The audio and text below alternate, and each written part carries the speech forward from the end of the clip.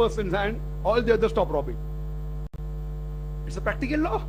So for Sri Ravi Shankar to say it may have been applicable that time but not today, logically it's even applicable today. It is the only law. There cannot be a better law than that.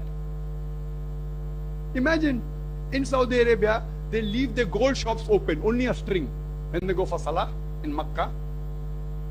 If you've been there several years back, just a string to say that the shop is closed.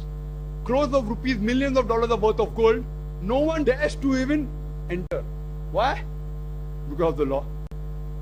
Other places, even if your bank is guarded with guards, with all your security guards, yet people rob. It's a practical law. But the moment you relax this law, in any country, the rate of robbery will increase. It's a practical law. The moment you implement it, if you implement on one person, it's a deterrent for everyone, and do it in public. So the Quranic law is for eternity till the last day. Every law. So for him to say applicable that time, not today, I feel it's a lack of knowledge. And he ends his talk by saying, he first asks the moderator, how much time I've got? And the moderator says 33 minutes. Means he didn't even take half his time that was allotted to him. He was allotted 60 to 63 minutes because I spoke for 2-3 minutes more. And then he ends his talk in a couple of minutes and says that I cannot speak for 1 hour, but I have said all that I wanted to say. I have conveyed the message. And in half the time that was given to him, he sits down.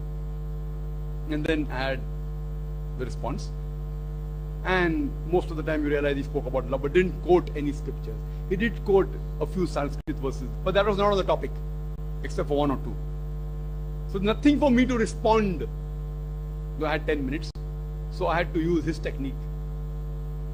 Come to common terms, I send you. And so that he doesn't swear the people with his words, even I spoke the same way which he didn't like. Even I spoke about love. I told I love him. He said, you have got no choice. I said, even if I had a choice, I'd love you. I loved him, I embraced him. He didn't like it. When he came on the stage, he said that only talking about love is not enough. Assuming he's doubting my intention now. Only talking about love is not sufficient, which I actually practically love. He didn't even say he loves me. At least I said verbally, now this is doubting my intention. I loved him for the sake of humanity, for the sake of Allah subhanahu wa ta'ala. So he comes closer to Allah subhanahu wa ta'ala. That was the only reason, no other reason.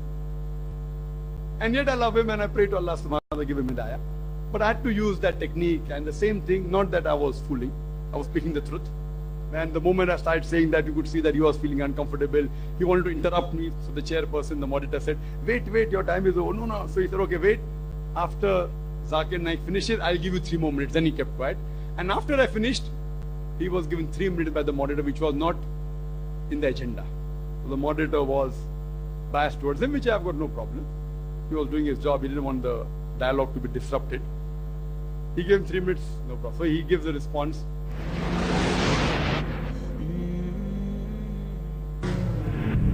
توحيد